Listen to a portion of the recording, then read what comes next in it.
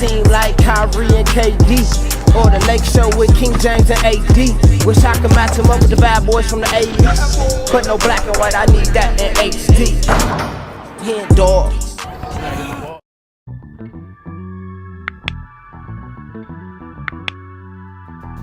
Yo, what's good, y'all? It's your boy HenDawgz, and we back to it. You know how we do it. 10 NBA moments no fan will ever forget. This is definitely about to be a banger, but before we get into it, I know what I'm about to say. Subscribe to the channel. Go ahead and like this video if you liked it. Go ahead and write something in the comments. Let me know what NBA moment was left off of these 10.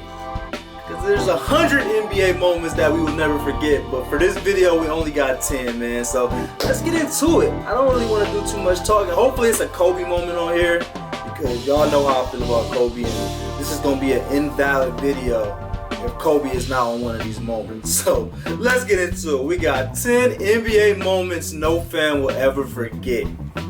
Let's get it. Bird Gang. Shout out to the Bird Gang.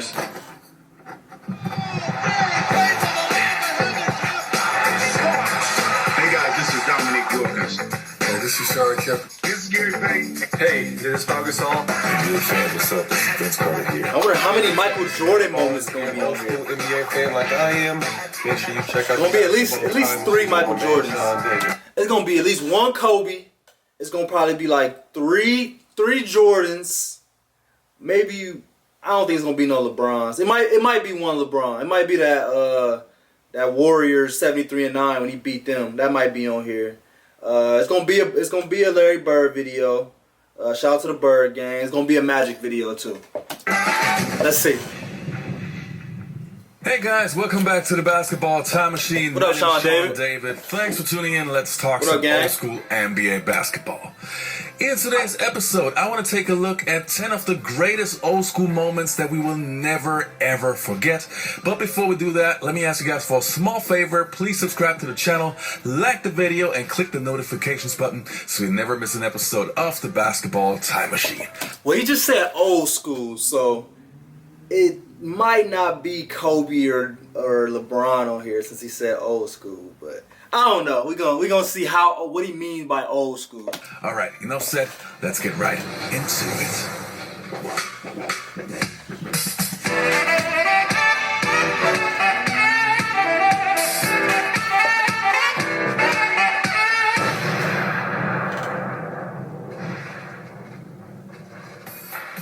Now the first moment that I want to take a look at is obviously a Michael Jordan moment. To me, the greatest play of Michael Jordan that I have ever seen. Probably one of the most underrated one, but I'm pretty sure you have seen it a million times before. Let's take a look. So is it underrated? DJ Armstrong, right back. The Bulls can go up 14.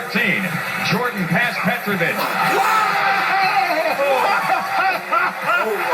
Oh, yes. I always say that layup right there, I've definitely seen that a few times, but I say that layup right there was way more impressive to me than the one against the Lakers. Like, I get it, against the Lakers, it was the finals, he had made 12 straight or whatever, so just leading up to it and the circumstance might have been better than that layup, but as far as level of difficulty and just the way it looked, this one is way better than that one. But let me know. Let me know what y'all think. That's tough. Up. No, That's tough. No way. Now the next clip that we're going to take a look at is from Shaun Kemp, aka the Rayman, who had so many incredible dunks, but of course we have to talk about the Lister Blister. The Lister Blister. He called it the Lister Blister. Hey! And point at him. They ain't gonna show the point?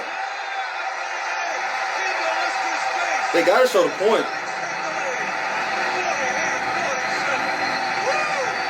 Pointed at that man. That's disrespectful. Now that we have seen 2 of the greatest dunkers, where is Shaun Kemp ranked as far as all-time players, though, y'all? Like, I know the crazy dunks that he got, and he's a very iconic player, Hall of Famer, but I don't think people talk about him too much as far as being one of the greatest.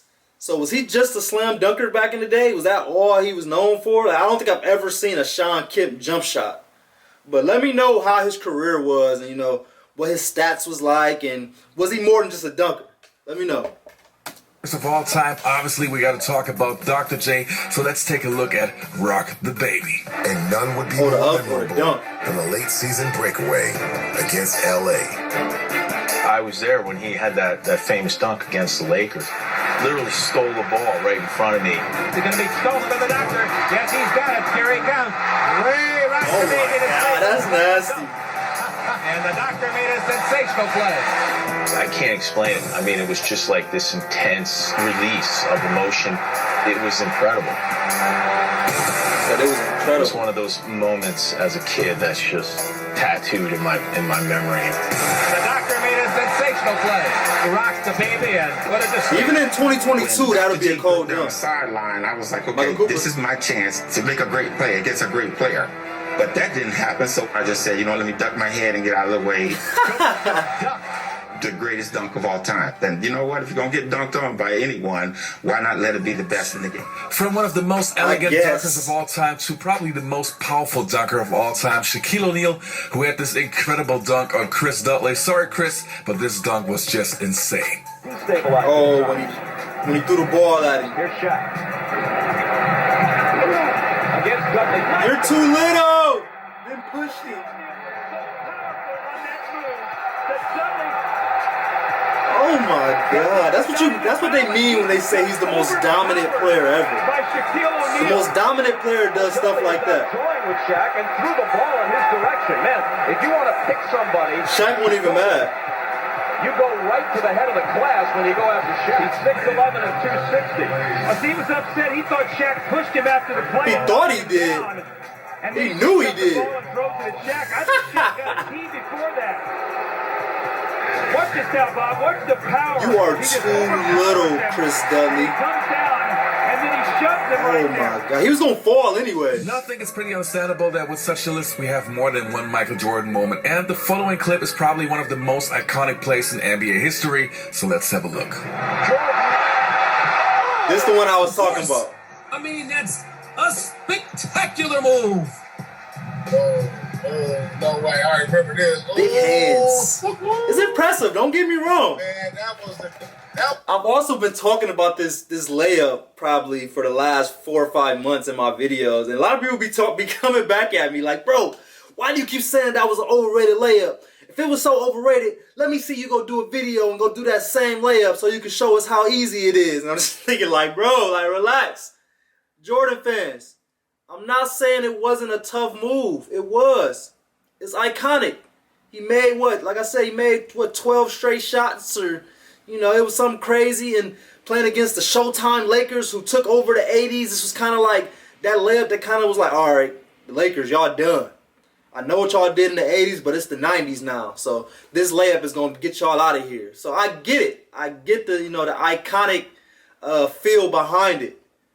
But it's not that impressive. It's not the actual layup. And but it's the big hands too. Like that's the most impressive part probably for me, is the big ass hands that he had. Like being able to just hold it in the right hand then go to the left. But I don't know, man. The Jordan fans, leave me alone.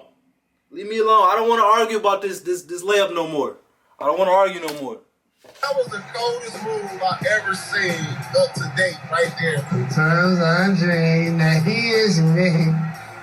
That's when you start singing stuff like that. Look at the expression on Jalen Bill Rose, Jackson's like, he was hot. face. He's like, yep.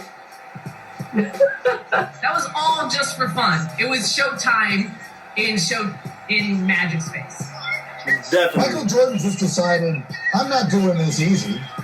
Like, why do the easy way when I can do the spectacular way? People always, and then the switch the other hand. I think the slow motion made this play so next level. Definitely. The slow-mo made it look way better. I thought MJ had 100 plays that were this athletic or and this. Everybody said he was just showing off. No, he didn't, because you can see that he sees Sam Perkins, his college teammate. Sam is 6'10", with arms that go on a 7'8". He ain't even jump, though. Sam can block him, and so he makes the move. You never see nobody go with one hand, palm the ball. Looked like he was about to dunk on the whole Lakers squad. Then he's like, you know what? I'm gonna just put it in the other hand and flip it up on the other side. Come on. Because of the fact that we had so many great players back in the 80s and 1990s, some players got kind of overlooked. And Reggie Miller falls into that category, in my opinion. But of course, he had this incredible moment where he dropped 25 points in the fourth quarter. Let's have a look. Was the Knicks Pacers?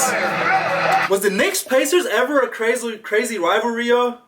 Like, I know the Pistons had, I said the Pistons. I know the Bulls, they had rivalry series against both. They went head-to-head with the Knicks a lot, and they went head-to-head with the Pacers. I reacted to both of those series, 1993 and 1998, I think. 1998 was the Pacers, 1993 was the Knicks. But did the Knicks and the Pacers ever have, like, you know, battles? I see one right here. But was this it, or did they have some good battles too? Let me know. I feel like they should have. Like, if they was competing against the Bulls, they had to be competing against each other. Reggie going crazy. Who are we looking at? You looking at Spike Lee? You looking at Spike Lee? We talk about Magic Johnson, we talk about his great court vision, his basketball IQ, and so on. But we kind of forget that he had this incredible skyhook. Not on a regular basis, of course, but this one skyhook. It's the Celtics. Somebody in life that you want to be and you want to compete against. And Larry Bird is the guy. After dropping Game 3, the Lakers found themselves in a furious struggle for control of the series. Bird goes around working. As Game 4 would see two living legends locked in the historic game of Can You Top This? Open his aim. Bird goes crazy.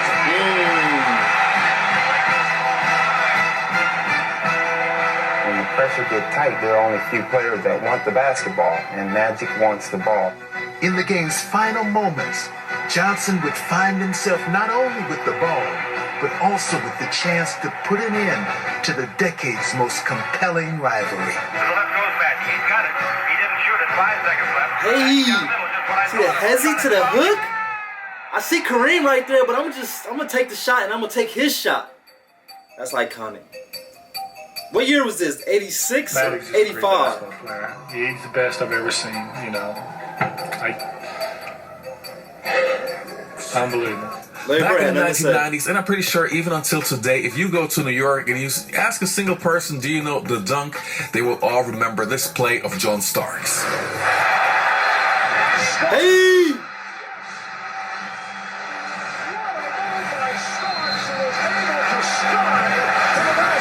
I remember calling that game, and I remember Starks starting with the dribble, and you wondered, where is he going? Because you see three Bulls around there, primarily Michael Jordan and Horace Grant. Baseline just opened up, and so as I was dribbling, I saw Horace Grant. I was like, I got to go in strong.